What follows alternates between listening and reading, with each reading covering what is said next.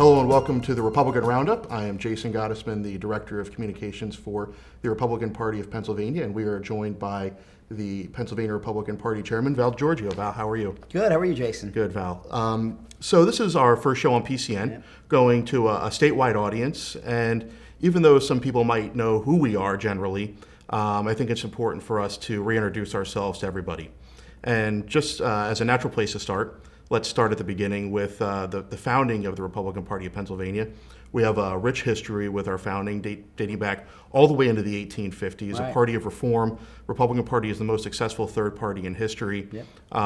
So why don't we talk a little bit about that? We were founded by David Wilmot up in Towanda County, or up in Towanda. Yeah, in 1854, founded on the concept of abolishing slavery. Just like much of the rest of the Republican Party across the country. Interestingly, our founder, David Wilmot, was a former Democrat, congressman, I think U.S. Senator too, and founded a very successful party here in Pennsylvania, which thrives until today. Great. So I want to go right into sort of where we are right now. You are the current chairman. You are in your first term, and you are in, I believe, the start of your second year. What did you run on to become chairman, and what are you trying to do as chairman of the Republican Party? Well, one thing I wanted to do is make sure the party stayed true to its grassroots philosophy. I'm a county chair. I started as a committee man in South Philadelphia in the 90s or late 80s, and a young Republican, and worked my way up. Moved to Chester County about 20 years ago. Worked my way up to Chester County chairman. Always had an emphasis on the grassroots. I know what it's like to stand at a poll for 13 hours and hand out the literature. It's a thankless job that committee people do. And I ran for the committee people across the state, not just state committee people, but county committee. We've got 350 plus state committee members elected from each county, but we also have county committee members, and we have thousands and thousands of those elected by their neighbors to serve as the Republican representative in their neighborhood. And I ran with them in mind, making sure we had a strong grassroots platform. There's also a vice chairwoman, Bernie Comfort. Right. And we also have two national committee people who are representatives to the RNC, Bob Asher and Christine Toretti. And yeah, two great Republicans who've been serving for years. I mean, Bob has decades of service to this party. Going back, I always like to tease Bob, going back to the Lincoln administration, and Christine Toretti, who was asked by Governor Ridge to step up and be our national committee woman, and she's really been great at that. She's been appointed, hasn't been confirmed yet, but appointed to be an ambassador by the president to Malta. Hopefully she'll get her confirmation. It'll be well deserved. I want to talk a little bit about the 2018 midterm elections. We have a lot of very important races here in Pennsylvania. Really feels like the national spotlight is on the elections going on here, not only from the top of the ticket with the U.S. Senate, but we also have a governor's race that is very important, 18 congressional races, 17 of which Republicans are running, and then we need to maintain historic majorities that Republicans hold in the state House and the state Senate. So let's start at the very top of the ticket with talking about our gubernatorial nominees. We have Scott Wagner for governor and Jeff Bartos for lieutenant governor. Why should people be supporting these two candidates? Yeah, Scott and Jeff are both businessmen, small businessmen who built businesses from the ground up, have a great platform on how to move Pennsylvania forward in terms of job creation, wealth creation, and reforming our education system. Two great candidates. I penned an op-ed a couple weeks ago about why I was particularly excited about Scott Wagner's candidacy. You know, as a kid who grew up in South Philly, was always interested in politics, and saw that crime got worse in our neighborhood, and schools got worse, and work ethic got worse every year, and we kept voting for the same people over and over again, Democrats over and over. I thought the Republican Party, even back then, needed a message for urban America, needed to have a candidate with crossover appeal into the Democrat Party so we could win those neighborhoods. Scott Wagner is exactly that kind of candidate. So he's traditional conservative, especially on those economic issues and reducing the size of government. He wants to have zero-based budgeting, which he thinks can save billions of dollars every year in our budget, find efficiencies. But he also has appeal in non-traditional Republican issues. He's been a strong advocate of LGBT rights. He wants to invest dollars into workforce training. The opioid crisis is first and foremost on his list. He's going to convene all the leaders around the state in his first day as governor to address this issue, especially on how we treat this problem. A modest increase in the minimum wage, which isn't a traditional Republican issue, but he transcends the normal sort of Republican ideology and has that crossover appeal and message into urban America, which I think could help realign the party, and I'm really excited about his candidacy. And he really contrasts with the incumbent governor, Tom Wolf, who is one of America's most liberal governor, right? And who has locked Pennsylvania into some of the most disastrous budget impasses, almost brought public education down to its knees for a lack of funding during the 2015 budget impasse. What are, in your mind, some of the other negative things about the Tom Wolf administration? There's a stark contrast here, and voters are really going to decide on what type of government they want to have in Pennsylvania moving forward. So Tom Wolf comes into office and proposes the largest tax increases in Pennsylvania history you alluded to. He wanted to tax everything from diapers and daycare to funeral services and everything in between, and really would have turned Pennsylvania into a California or Illinois-style government, two states that are really underperforming in terms of economic growth and are really spending way too much money and running deficits. So Wagner, on the other hand, wants to rein in Pennsylvania spending, doesn't want to overtax businesses, wants to create good family-sustaining jobs here in Pennsylvania. One thing we need to do is make sure we have workforce training. There are thousands and thousands of jobs not being filled in Pennsylvania because our folks aren't trained, and Scott understands that. And unlike a lot of politicians who just talk about it, Scott has a plan to do something about it. There's a stark contrast between the two. A governor who's so out of touch in Governor Wolf that, imagine that you want to tax daycare. That was his plan, a sales tax on daycare and textbooks. And like I said, funeral services and services for the elderly. So those are two really stark contrasts between what the future of Pennsylvania should be, and the voters are going to have a clear choice in the fall. Another stark contrast is with the U.S. Senate race. Lou Barletta going against Bob Casey, who's seeking a third term as an incumbent senator. Right. Why should people be excited about Lou Barletta? I know we're excited. He's a great candidate. Yeah, and a good man, and he started as a small businessman himself, virtually with a $2,500 loan from a bank, turned that into the 6th or 5th largest line painting. They paint the lines on the roads, business in the country, and got tired of what he was seeing in his hometown of Hazleton. So he ran for council in a very Democrat town. He ran as a Republican, and he won handily. Noticed that things weren't getting done in Hazleton as a councilman. It wasn't beginning to make an impact, so challenged the Democrat machine there again, and then ran for mayor and won in a race that Republican had no business winning. Again, it's a candidate with crossover appeal. Turned around Hazleton's finances, and from there ran for the United States Congress. He, for instance, has spearheaded an effort to save about $4.5 billion in the way the government leases and owns its real estate. He serves as on a subcommittee where he was able to introduce legislation to attack that, but also has programs where he reached across party lines to fund an after-school program for kids and put some money into that keeps kids off the street. So he's done some great things. He's a leader and really cares about Pennsylvania and has a great message for Pennsylvanians. Again, serves in stark contrast to Senator Bob Casey, you can't name anything Senator Casey has done since he's been in office. Ran as a moderate when he first ran. We all know that the Casey name. As a pro-life, pro-Second Amendment Democrat, he's given up any pretenses of being either pro-life or pro-Second Amendment, and is now a full rank-and-file member of the Nancy Pelosi, Elizabeth Warren wing of the Democrat Party. He's a dyed-in-the-wool progressive. We saw that even yesterday, even before the president, 2 days ago, I should say, announced who his Supreme Court nominee would be. Bob Casey was out there saying, as a member of the obstruction party, I'm going to oppose it no matter this nominee, no matter who he is or she is. So what we have in Bob Casey is a do-nothing senator who his only mission, as far as we can tell, is to obstruct the president at every turn.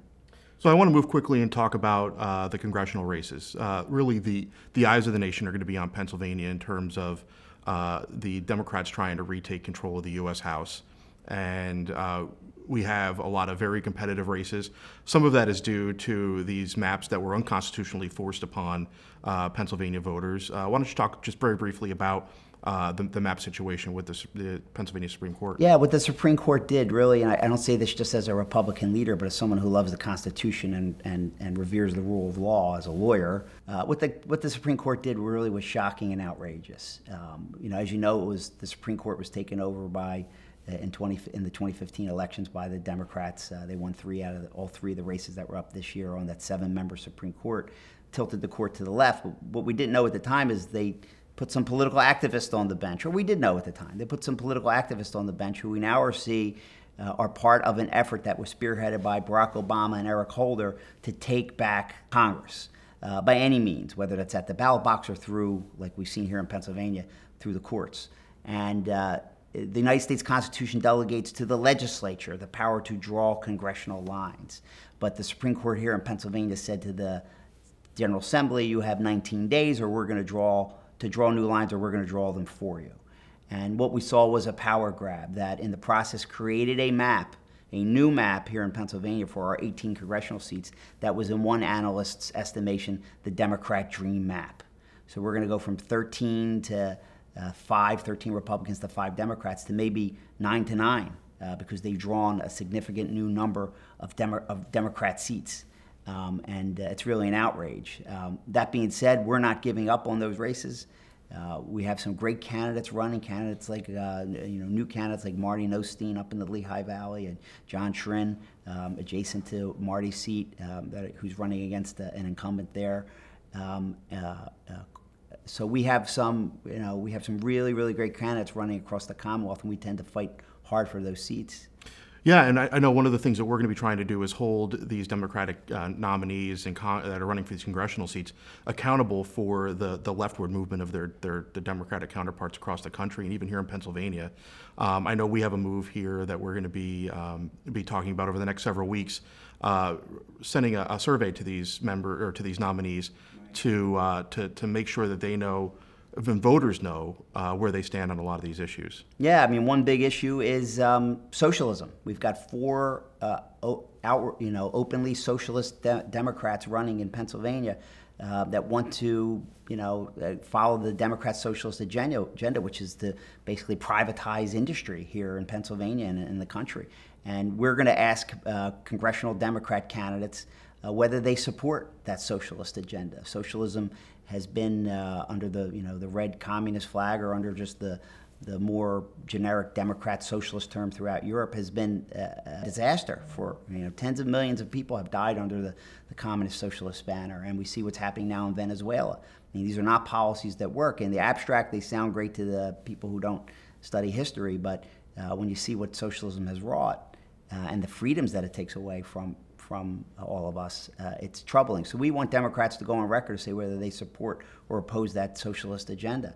We want them to go on record as to whether they support or oppose Maxine Waters, who is urging people to come out and harass and bully Trump administration officials. So just because you disagree with someone on issues, you shouldn't be able to harass and bully them.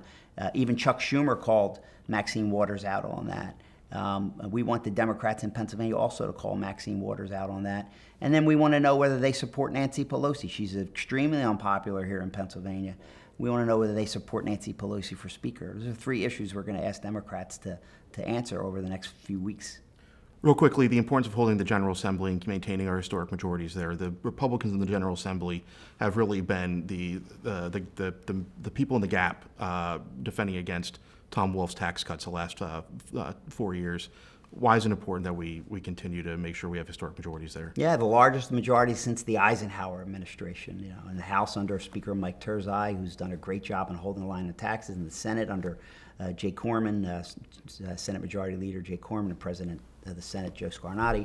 Some of the largest majorities we've seen since the 50s, and that has resulted in us holding the line on those huge Wolf tax increases we talked about earlier. And we need to send Republicans back to fight against that type of agenda here in Pennsylvania. Keep in mind, Tom Wolf didn't sign one budget until this year. The first 3 budgets he didn't even sign because he couldn't get his tax increases. So those budgets became law without his signature. And I commend the Republican majorities and our leaders in Harrisburg for holding the line on these tax increases. Great. Well, Val, thank you so much. Thank and you. We'll be right back where Val will be interviewing President and CEO of the Pennsylvania Chamber, Gene Barr.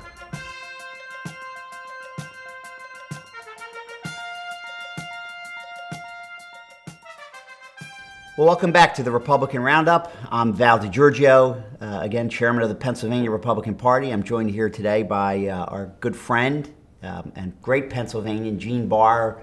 He's president and CEO of the Pennsylvania Chamber. Gene, thanks for being with us today. Thanks for the invite. Yes. It's good to be here. It's great to have you here.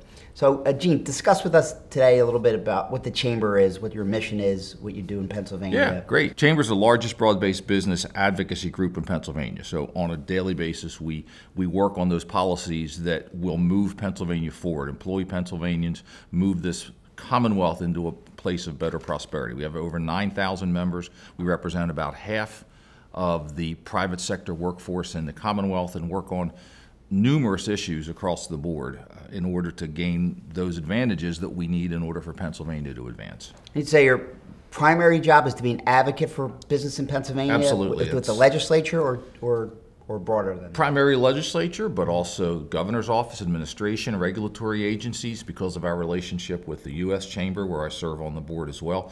We also work with our congressional delegation to try and move forward on some of those federal policies that we know we need to do on a broader basis. How long have you been doing that? Been at the Chamber for 15 years. I've been president for about 7. So you've seen a lot of changes in Pennsylvania. Seen a lot over of the changes years. in Pennsylvania. Of course, you know I'm a native Pennsylvanian Right. too. Grew up here, left the state for a while, but came back, which unfortunately we don't have as many people do that as we would like, but I did. So in all those changes, you've seen a changing political climate in Pennsylvania. One of the changes we've seen recently is a rise in socialism, Yes. especially within the Democrat Party. And it's Yes. I personally find it troubling as someone who believes in free markets and economic freedom.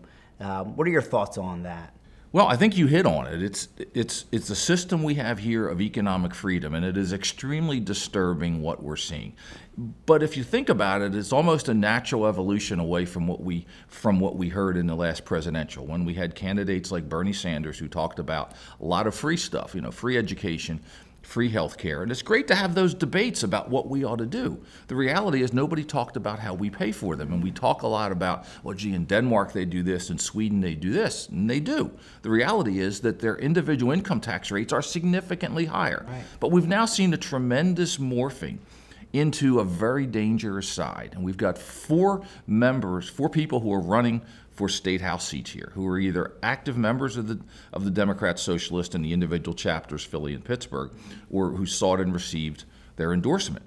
And they have advocated for an end to private profit, upon which our system is based. They've advocated for redistribution of assets, communal distribution. When you look at Philadelphia, what's going on down there, they're talking about abolishing ICE, abolishing police, and abolishing the Pentagon. And these efforts are supported by the Democrat Socialists of America and the Philly chapter of Socialists. So, Val, it's an extremely disturbing time because I think people who grew up in the system love the system for what we have. And as you know, it's a system of economic freedom where individuals are free to pick what they believe is best for their families and themselves. And that's threatened by these discussions. Yeah, and you see it especially among millennials who I think haven't been taught economics and they have not been taught about the greatness of American history and its tradition.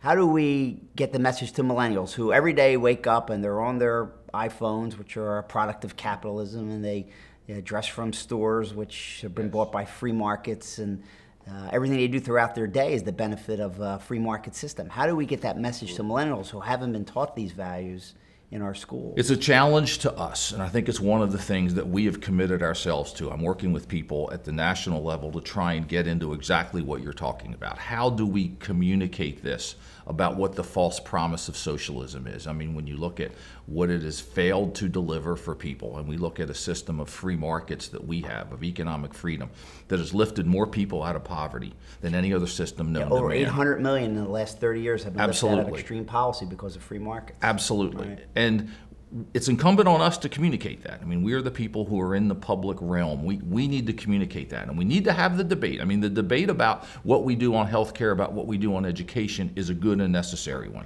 But also along with that is, how do we pay for that?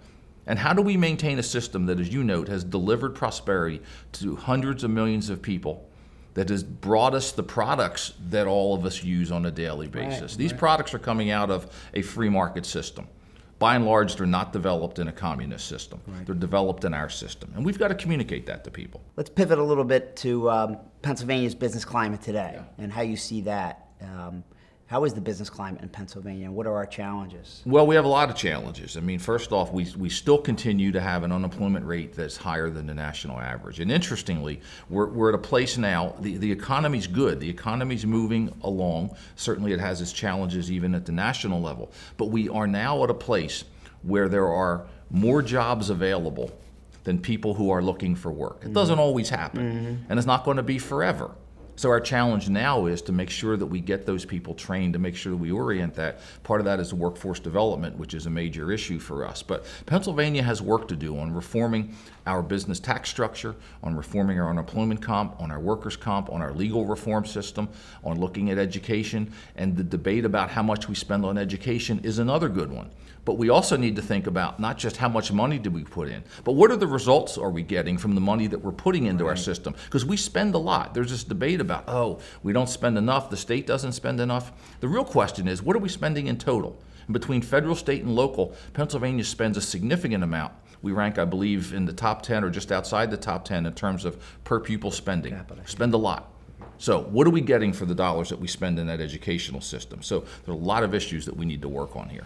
We've talked a lot over the last few years about natural gas. The natural gas Yes. industry was supposed to be a game changer for Pennsylvania. I know we've seen lower utility bills and we've seen economic development upstate, but has it been the game changer that we had hoped it would be? It's working that way, but what we really need to do is develop the infrastructure. And I know that there are issues in places, and we continue to have to work on that. But Pennsylvania needs the energy security that our resources bring. They need to be developed responsibly. We are working on that. But it has developed for everywhere across Pennsylvania. It's saved thousands and thousands of dollars for homeowners. It has brought businesses to this Commonwealth.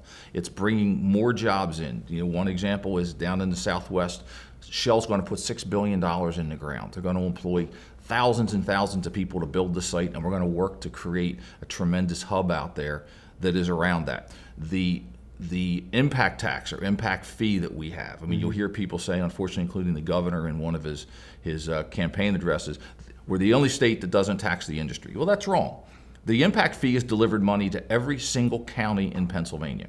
And to add another tax on top of that is would really drive down our ability to capitalize and make the most out of the resource that we have, to be more energy secure as a Commonwealth and as a country. In my part of the state in the Southeast, there's a lot of talk about how the natural gas industry is actually polluting the water upstate and how it's been bad for the environment. I haven't seen any reports on it other than the people who are anti-development talking about this. Do you have any views on how this has been for the environment? Absolutely. In fact, there are two recent studies that have come out that have shown no real adverse impacts on the environment. EPA has never found anything along there. When these drills go in, they go well below the aquifers, so these don't happen. And look, you're always going to have, there is no way to have zero incidents unless you want zero industry and zero jobs. You're always going to have those. And every single energy source, no matter whether it's nuclear, coal, gas, wind, solar, has its pluses and minuses in terms of efficiency, cost, and environmental performance. Right. So we're always going to have those. You cannot get away from those. And yes, it is our goal to make sure that we do it as responsibly as possible, and we always have to continue to do that. But this has been done in an environmentally responsible manner. It has brought jobs. It has brought things like brand new hospitals to towns, and I've seen them across this Commonwealth. It has brought the impact taxes and dollars and tax dollars into communities all across Pennsylvania. But this issue of this wholesale pollution is completely wrong. Studies have debunked it. The US EPA and both administrations has debunked it. And there really is no evidence for it. So this has resulted in a lot of jobs, not just drillers, but truck drivers and people to do welding. And you talked about skilled labor earlier, and I've heard the same thing you've heard as I've traveled the Commonwealth, that businesses, whether they're farmers or whether they're people who run warehouses or people who are involved in the natural gas industry, can't find enough skilled labor to do these jobs. And these are good paying jobs that could start for someone who's got 6 months of training in welding or a crane. It can start at $75,000, $80,000. You're exactly right. $75,000 a year. Why can't we find this skilled labor, and what can we do about it in the legislature to address this issue? That is a tremendous question, and the reality is that, look, for all of us as parents, and we've done a great job. There's one thing that we know we've done as a society. We have in many cases demonized and stigmatized jobs in the trades. That has to end. We've kind of done this where we've said, we've all done it. We've sat around the kitchen table, talked to our kids and said, you're going to college, you're getting a degree. Right. And in reality, many of these jobs, as you've noted them, to start after not 4 years, but after maybe a year or less of training, will pay $75,000. We've got to remove that stigma from that, because these are good family sustaining jobs. And we have to have that debate about attracting more people into that. And some of that is realigning our workforce initiatives in this Commonwealth. That's why the Chamber has gotten so engaged in terms of workforce development at our organization, because we heard it so much. And our view is that there are gaps and overlaps in terms of what the state does now. We've got to realign those. We've got to make those more effective. We've got to communicate the message that, yes, if you want to be a doctor, a lawyer, an engineer, and many, many other professions, you're going to go get at least a 4-year degree and go beyond that in many cases. But we need to make sure that people know what the options are. And I will tell you, I think business has not done a great job in many cases of communicating what that is, communicating what it is we need, and ballparking what those jobs are going to be in 5, 10, 15, and 20 years. Is that a communication that needs to happen between businesses and the local school districts, or is it a broader conversation needs to happen up here in Harrisburg? Yes, yes, and yes. It has to happen with all of those. There needs to be more engagement of the business community at the local level, and there are businesses who serve on their boards, et cetera, which is great, and communicating that. But again, we have to get rid of this, you're going to a 4-year school. We have to get away from having schools measured by how many of their students go to a 4-year program. I'd like to see how many of our students are gainfully employed in sustaining a family and making a family-sustaining wage after 2 or 4 or 6 or 8 years. That, in our view, is the real measure of how successful we've been. The other thing folks say we need is a regulatory environment that doesn't overly tax businesses, doesn't stand in the way of economic freedom, and has that balance between protecting workers and the environment and making sure we have economic development. I think the president at the national level has done a good job at that. How has it been, though, in Pennsylvania under Governor Wolf, the regulatory climate, and what changes might need to be made? Let me go back, and you touched on one of the real successes of this administration at the national level has been the focus on red tape. One of the consistent complaints I hear from my members is about how difficult it is to start a business, expand a business because of the red tape. We continue to have challenges in Pennsylvania. We've talked about the energy industry, and the delay in permitting is significant, and that's money. When you can go to Texas and you're going to make a huge investment in a state, and because we're not the only play in terms of natural gas, you can go to Texas, you can go to Oklahoma. If you're a multinational, you can go overseas. And if you can walk into Texas and have your permit in a matter of days or a week or two, and it takes months and months, that's money. And that's going to factor into your decision about where you're going to make that investment of hundreds of millions of dollars. That's going to work into it. And we need to change that here. Basically, in other states, they say, these are our laws, these are our regs. You're going to adhere to them. We're going to come out and check.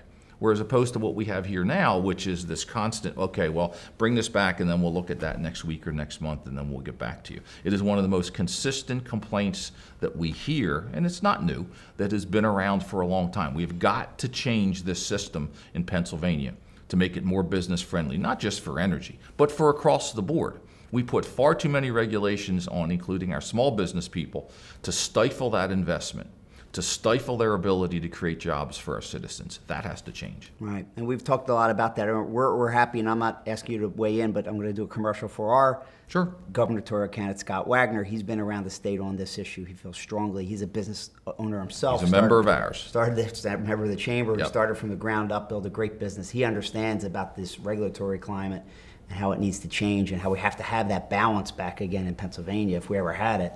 And the other thing is we're committed, along with Scott, to calling out the Democrats on this socialist agenda we started with. I think it's a big threat to our country right now. We've got to educate the people. We hope the chamber will be, we're sure the chamber will be a leading advocate in educating people about the values of the free market.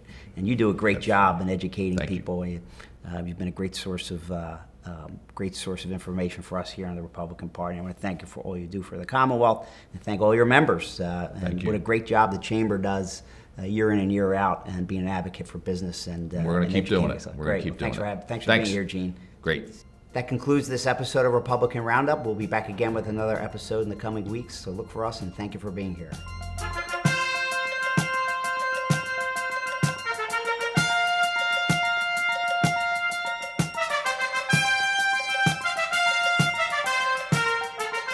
The Republican Federal Committee of Pennsylvania is responsible for the content of this broadcast.